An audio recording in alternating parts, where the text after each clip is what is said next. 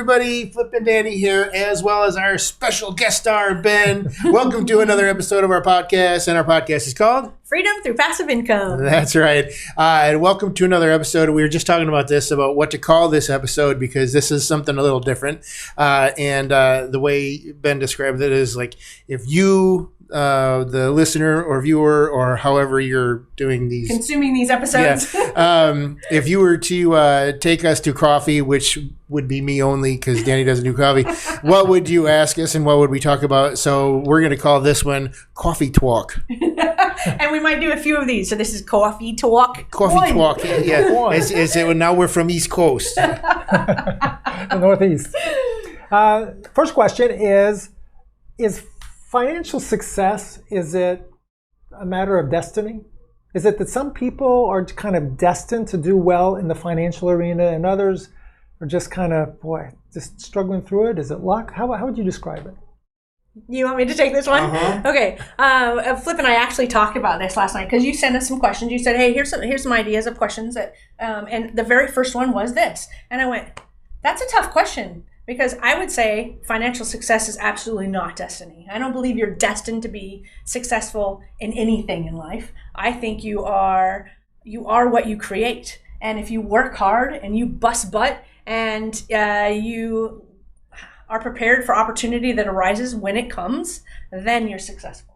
I don't think it's destiny. And that I don't know. It was a long conversation. We went back and forth. And I just want to touch on this too, because I was thinking, what about the people, and this is not necessarily for finances or business, but, what about people that, and I just happen to think of LeBron James, mega basketball star. He's got 3 boys, I think. And one is going to be going into the pros soon. But like the second one or the third one is supposed to be better than the other one. And then they say, these boys are destined to be in the NBA. As if they're not working their butts off. They're still working their butts off. They're not destined to be in anything. Yeah. And so it goes along to the same story. Nobody, what you said, nobody is destined to do something. They have to work their butts off. Mm-hmm. I mean, I'm going to tell you, I bet you, if LeBron James is their dad, guess what? They have to work harder than everyone else. So it just made me think of that. That's an interesting conversation. Well, and my next question kind of deals with that, because it's, what is this relationship between hard work, preparation, and in external forces? How does that work together? You work hard, you're dedicated, you got grit, but you have these external circumstances.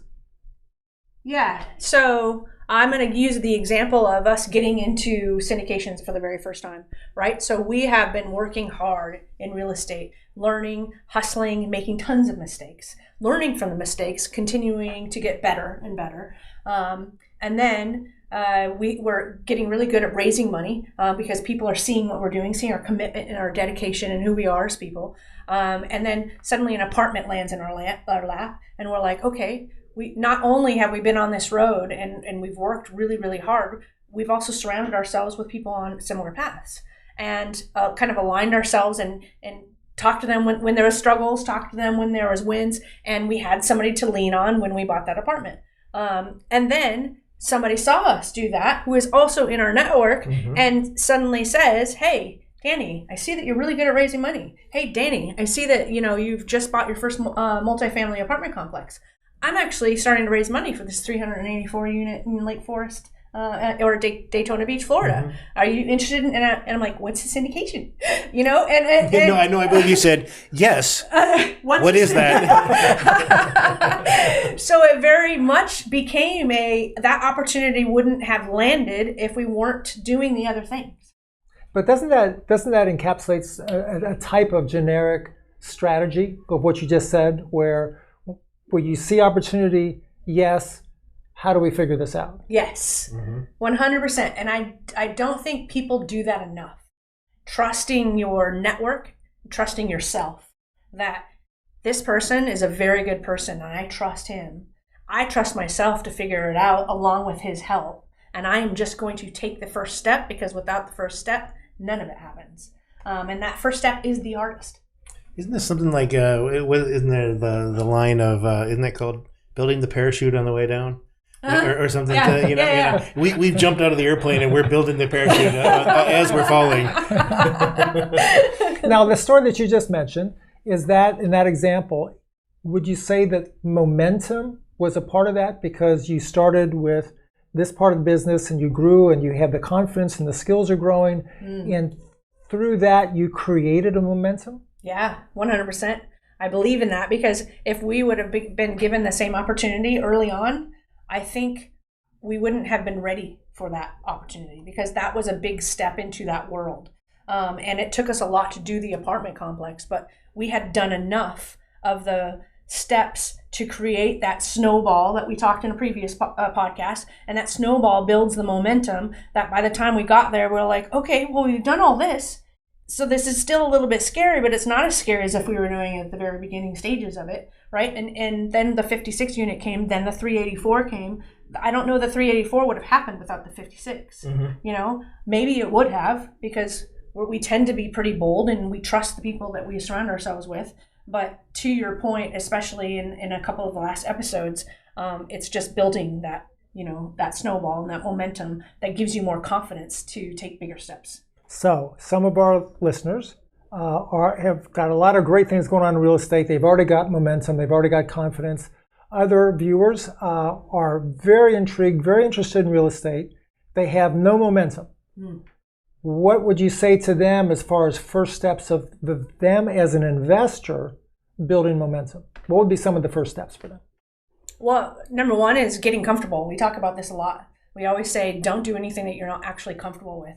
And very recently we've done podcasts about your personality type and what that means to investing and the type of investing you want to do. So the very first thing is questions, right? And for me, it would be jumping on the phone with you and just saying, hey, Ben, I want to understand investing and I want to understand the different types that you have to see if I'm comfortable with it. And if I'm comfortable with it, I'm going to ask you a bunch of questions. And I'm a little bit, even though like I don't talk about my left brain a whole lot, I will have you answer my questions. I will go and have dinner with Flip. We'll talk about it and we'll come up with a whole new list, right? And then I'm going to come back to you and go, okay, Ben, I talked to my husband. And so here's the questions that came out of that because some of the questions you don't know to ask, right? You don't know what you don't know. Very good. So that's what I would be doing as the first step. And that would make me feel good about taking the next step when I say, okay, Ben, you've made me feel comfortable. I feel comfortable. Flip feels comfortable. Now, what is the next step? And then it will depend on that next step as to, okay, is that something easy for me to do? Or did you just ask a whole lot of me? Did you ask me for $1 million or did you ask me for 50? And that is going to gauge, how comfortable I am in taking the next step of actually saying, I'm going to give you my money and I'm going to test this out. And we've literally said this story tons and tons of times about investors. Never, ever count on the number that they give you on that first phone call. Because if I'm talking to you, I'm probably not telling you I have $1 million. I'm probably telling you I have 25,000 because I don't know you yet. And I don't know that I trust you yet. Right. And so many times when I was the one doing the calls, they would say, okay, so 50,000 is the minimum. And I'd say, yes. And I'd say, okay, all right, well, I think that I can do that. And they wouldn't tell me how much they have. But after they did the first investment, they said, well, now that I understand the process, I've actually got 300,000 over here. and that's where the relationship really blossomed, right? Is they needed to take those small steps to get to the momentum that allowed them to go, okay, Danny, I'm going to tell you about the other money I have socked over here in the corner. And that's true for all forms of financial advising, by the way. Until I trust you, you only get a little bit. That's natural for all of us. Yes. Right. And with what you just said, and you said, well, Flip's okay with it, but you didn't ask me if I was okay with it. And so this is very important because actually we've had investors call and say, hey, you know what? I'm, the gentleman calls up and says, hey, I'm ready to go. My wife is still on the fence. Can she talk to you? Yes. Because they both need to, and you need to make sure that your spouse is okay with this and comfortable with this because this is gasoline for a fight you don't want to have if anything goes south or whatever. Absolutely. So it's something that you definitely want to have both people. But I was fine with it, just letting you know. Well, and quite frankly, it's hard for if this was truly a real life example, it would have been hard for me to explain to Flip what you explained to me because you have all the knowledge. And so I asked you a bunch of questions, and I'm trying to remember how you phrased it or exactly what you said, and I might get it wrong.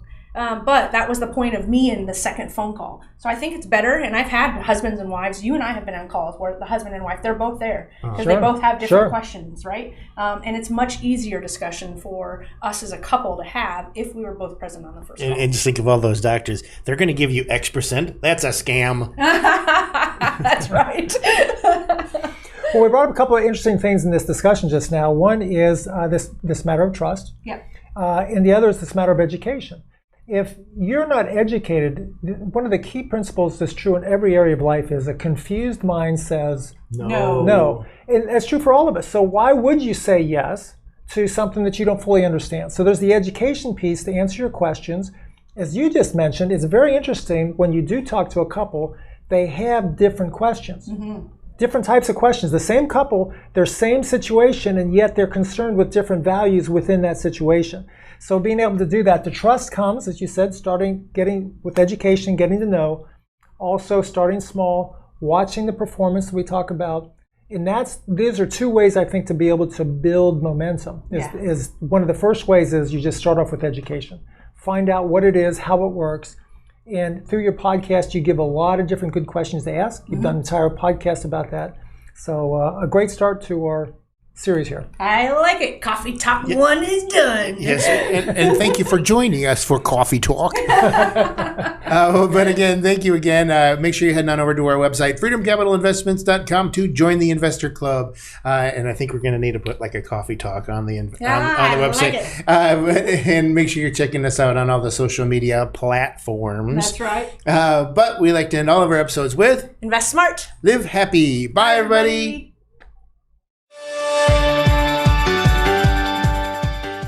Nothing on this show should be considered specific, personal, or professional advice. Please consult an appropriate tax, legal, real estate, financial, or business professional for individualized advice. Opinions and information on the show are not guaranteed.